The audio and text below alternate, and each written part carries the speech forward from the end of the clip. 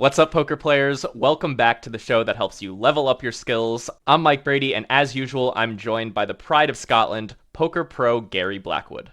What's up, guys? My name is Gary, and today we're going to help you get better at c-betting in position in heads-up, single-raised pots. In other words, when you've raised pre-flop, the big blind calls and they check to you on the flop.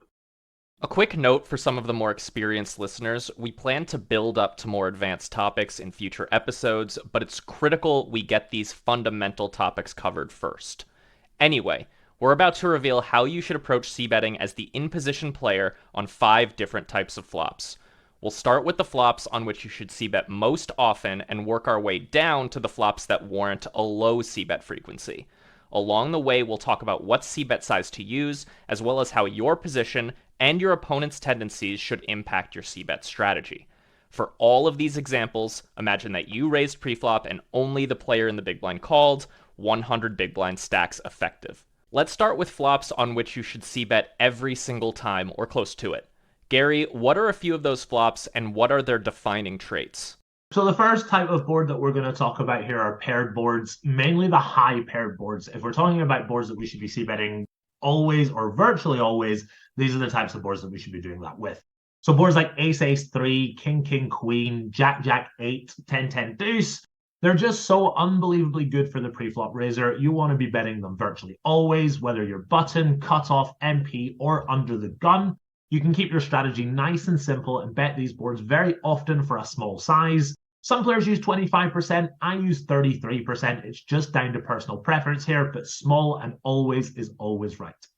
There's another type of board that's very good for us. Double Broadway boards like King, Queen, 4, Ace, Jack, 6, Queen, 10, Deuce type boards. You kind of have a few different ways to play these types of boards. And again, it's all down to personal preference. You can choose to play a smaller bet size and bet them virtually always, or you can use a bigger bet size, say 75% pot, and bet them very frequently, but not quite always. There are advantages to both options. Option 1 keeps your strategy simple, allows you to bet always or close to always, and your opponents tend to make more mistakes versus a bet instead of versus a check. On the flip side, if you use the larger bet size, you get to put your opponent in uncomfortable spots because of your nut advantage, i.e., you have more nutted combos than your opponent, and you kind of want to shove that down your opponent's throat on the flop and set up for doing that on future streets as well. So these double Broadway boards are really good for you, but there are a couple of different ways to play them. Yeah, and you can even make decisions like that, which of those strategies to choose based on your opponent's tendencies, right? Like if you think they're going to make mistakes versus the smaller size or versus the bigger size, you can definitely veer that way. Like for example, if I was playing in position versus the big blind, and the big blind was a very loose sort of calling station type player, and I had a good hand on those double Broadway boards, I'd probably choose the bigger bet size scheme, right? And then do so with like a relatively strong range because I know they're a calling station. I know they're going to put in too much money versus that big bet, and I want them to do that. On the other hand, if I'm playing against maybe a tight opponent, I could size down, use that more frequent strategy, and just expect them to do a lot of fit or folding on the flop.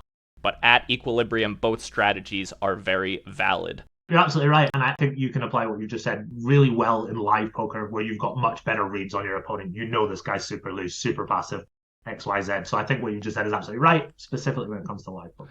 Yeah, that's a good clarification because something that I think a lot of poker players do, and we've talked about this briefly on past episodes, is they make those adjustments based on quote-unquote player tendencies, but their evidence for the player's tendencies is way too thin. So, maybe they have like 30 hands on the guy in their poker tracker playing online, and the guy hasn't folded to like he's folded to 0 of 3 c-bets. That doesn't mean the guy is loose, like he could have just flopped a pair 3 times in a row. It's not that hard to do. So be careful to not make those deviations based on, somewhat shoddy evidence. Make sure you have good evidence that, the adjustment you're making is the right one. Okay, now let's go over high-frequency c-bet flops. Can you name a few flops that our listeners should be c-betting often, but certainly not 100% of the time? And again, what are the defining traits of these flops? Yeah, so we just spoke about those double Broadway boards that you can either bet always for the small size or bet quite often for the big size, but there are definitely a couple of others that fall into that category you've just asked about. And this is actually a big leak that people can plug immediately in their own games. A lot of people think that you should just bet your entire range for a small size on a single Broadway flop like King 7 Deuce or Queen 6 5. And for that first flop I've just mentioned, King 7 Deuce, you absolutely can. But we actually want to do a decent amount of checking back on a board like Queen 6 5 or King 5 3. The reason for this is that King 7 Deuce is so disconnected, you're less likely to be met with any resistance in the form of a call or a raise from the big blinds. But on a board like Queen 6-5 or Jack 4 Deuce, it's quite a bit more connected. There are more hands that the big blind can continue with, and therefore we want to see bet around 70% of the time on average. Now, that might not sound like a massive difference, but if you go from c-betting 100% of the time on Queen 6-5 to 70% of the time, it's actually a pretty big difference in your strategy. Another thing to consider, and this is really important, the low card effect of the other two cards. If you think about the big blind's defending range, they're going to call with a bunch of hands like 5-3 suited, 7-4 suited, 4-3 suited, etc. that we won't open. So they have way more hands that connect with that part of the board. And for that reason, we can't just c-bet everything on these types of boards always. One last type of board I want to talk about are the ace-high boards. Again, complete myth that you just bet your entire range on a board like ace-8-5 or ace-6 deuce. These boards are really good for us, but we like to play some checkbacks on these boards more than you might think. Again, betting around 70% or so on average. And it's really important we find these checks instead of just betting everything always. Can you talk a bit about what c-bet size you would use on some of the boards you just talked about? Yeah, so with anything, if you're betting very often, you tend to favor using a smaller bet size. So I'd be using 33% on virtually all the boards that we spoke about. The only slight difference that I would make, and this is not mandatory, this is completely optional, is that on Queen 6 Deuce, I'd be using a 1/3 c-bet size, but on a board like Queen 6-5, where the other two cards are a little more connected, I'd be using a 50% c-bet size. Like I said, that's completely optional. It doesn't increase your EV by very much at all. It's just down to personal preference. Yeah, and I suppose the reason behind using that slightly bigger size on the slightly more connected board is that more of the big blind's hands have some equity in the form of like a gut shot or a pair or whatever. So in general, you want your bet sizing to be a little bit bigger to challenge that part of their range. Essentially, yeah. So on a board like Queen 6 Deuce, you're not betting always, but you're betting really quite often. Whereas on a board like Queen 6-5, your frequency comes down a little bit. And as we've just mentioned, if you're betting really wide, you use the 1/3 size. But when your frequencies come down, as we'll talk about very soon, when your frequencies come down a lot more, your c-bet size goes up. It's to do with the frequency that you're betting. It goes down a little bit on Queen 6-5. And as a result, we tend to favor that 50% size. Like I say, though, it's completely optional. It doesn't make too much of a difference. It's just whether or not you want to implement it. Yeah, and Gary just touched on a really fundamental thing. And I think a lot of listeners probably already know this, but might as well reiterate it for those who don't. When you're betting small, you tend to be betting frequently. When you're betting big, you tend to be betting somewhat infrequently. They kind of go together in that way. There are exceptions, monotone boards in particular. You want to bet kind of a medium amount, but for a small size. But those are kind of the exception, not the rule. For the most part, if you're betting small, you're betting frequently. If you're betting big, you're betting less frequently. Anyway, let's go ahead and move on down to the medium c-bet frequency flops, ones on which you should be c-betting around half the time. Gary, can you talk about some of those? So the boards that we've spoken about already are the boards that are really good for us. As we look at the medium frequency c-bet boards, we must understand that these boards are still better for us than the pre-flop caller, but not anywhere near as much as King King Deuce or Ace 8-3. We're now talking about boards like 9-8-4 flush draw, 8-6-3, 7-6 deuce, and so on. The reason for our lower frequency c-bet, averaging around about 55 to 60% of the time now, is a combination of two factors we've already spoken about. One, the board is very connected. We're more likely to be met with resistance in the form of straight draws and flush draws. And two, there are more good hands that our opponent can have that we don't have, so the board becomes not as good for us as the other types of boards. So as your c-bet frequency goes down to about half the time, you said 55 to 60% on those 9-8-4, 8-6-3, 7-6-2 board, I would kind of classify those as connected boards, but there's not a straight possibility already, right? Like that's kind of how you could classify them. How would you size your c-bets on those boards?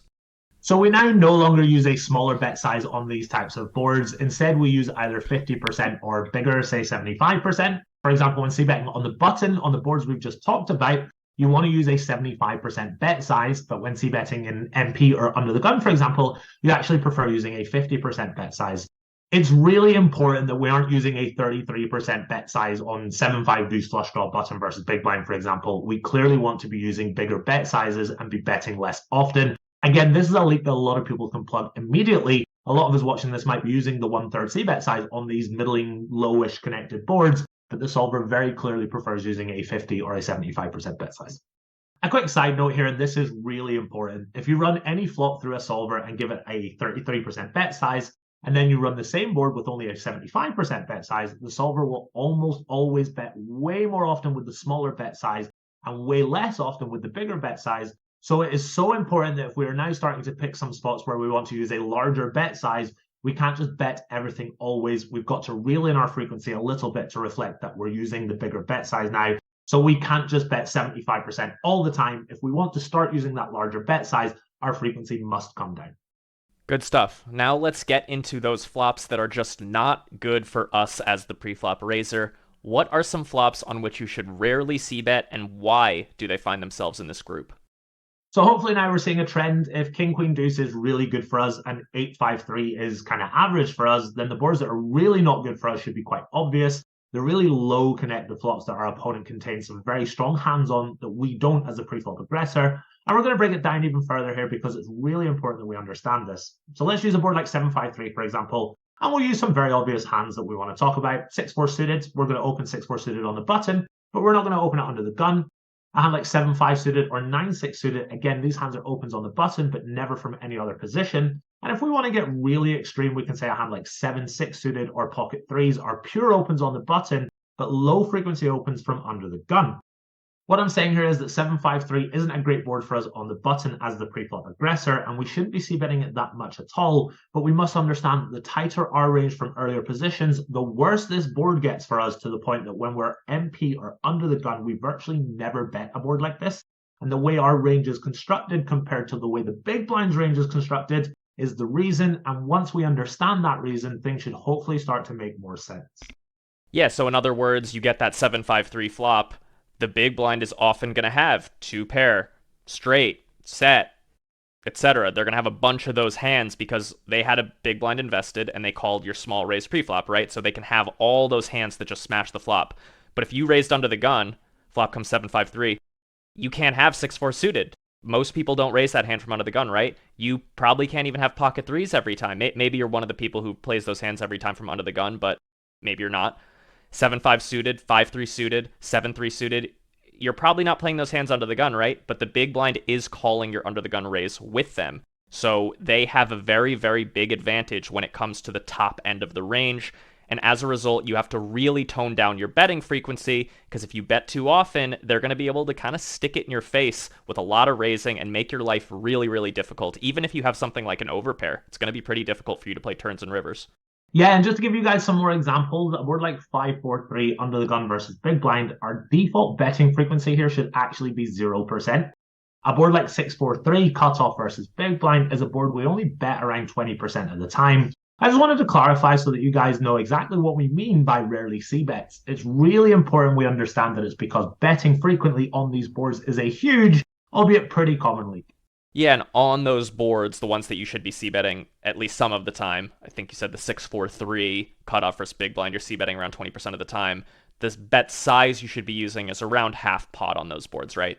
Yeah, and it's one of those exceptions to the rule that you mentioned earlier. I initially said, when you're betting very often you use the small size, and when you're betting very rarely you use the large size. For the most part in poker, that is true, but this is one of those exceptions. And the reason for that is that you don't want to be using a large bet size into a range that is pretty nutted when your range lacks those nutted combos. So the solver tends to size down a little bit so that when you do bet, you're using that smaller size to kind of save yourself from disaster, essentially. Yeah, there's a term people listening might have heard before, nut advantage. There's also range advantage. They're two different things. That's what Gary's talking about right now, is nut advantage. The player with the nut advantage is kind of the person who gets to bet big, and you don't want to be betting big into the player with the nut advantage. Very counterproductive for you. So there's a couple more topics I want to cover before we wrap up, and the first is a multiple flop sizing scheme, kind of an advanced subtopic here. But Gary, are there any flops on which you actually want to use multiple sizes? In other words, you'll bet a certain size, say 75% pot, with certain hands, and then you'll have a separate range that bets 25% pot. So that way you have to sort of balance two different ranges as well as your checking range. What do you think about that? That's not a strategy that I implement. And the reason for that is that when you have multiple sizes, you do increase your EV. However, the pot is at its smallest when you're on the flop. So the EV is really close. Say, for example, you've got, as mentioned, King, Queen, Deuce. You can bet 1/3, you can bet 75%. The EV of both those strategies is really close. However, if you split between sometimes betting 1/3 and sometimes betting 75%, that will increase your EV. But because the pot is so small, it's so minimal, that increase in EV, that I'm of the opinion that learning a complicated strategy of, okay, what hands want to bet 1/3, what hands want to bet 75% for that tiny extra EV, just not worth it in my opinion. When you get to situations like the turn or the river, I think it's pretty important. But on the flop, the way I do it is I look at the board, I have one size, depending on what that board is, regardless of what my hand is, my range wants to play one size, and then I decide, does my hand want to bet or does my hand want to check? Yeah, and you touched on how using the multiple size scheme, it does increase your EV, but that's assuming you play perfectly, right? That's assuming you execute that multiple sizing scheme perfectly on the flop. Then you've studied every possible turn and river, and you know how to keep your range balanced on every possible turn and river for multiple sizes. Hard enough to do that for one size, right? You got to do it for two sizes, so you have to know, how am I going to play turns after I bet 33% and the turn is a 6? And what about when it's a 7? What about when it's an 8? Now, what about when I bet 75% pot? What am I going to do on a 6 turn, a 7? So many things you have to figure out. It's so much easier and more practical to simplify your strategy down to one size. And that's what you'll see, I want to say 95+% of professional poker players do. You get to really high stakes, you'll start seeing guys who use multiple sizes on the flop. But even at high stakes, a lot of them just use one on most boards, from my understanding. So I think it's safe to say everyone listening to this podcast should lean towards that one sizing scheme without a very, very good reason to do so. Again, we talked about some exploitative reasons to do so earlier. You can always do that. If you know what your opponent is doing, you can always adjust. But in general, one sizing scheme is king. Yeah, not to fire any shots on the Upswing podcast here, but I feel like people who use 2 or 3 different sizes on the flop, it's just kind of an excuse to bet big with a strong hand and small with a weak hand. And they don't really implement a balanced splitting strategy. As Mike has mentioned, it's very complicated. The EV difference is minimal. We're all about keeping your strategy nice and simple here.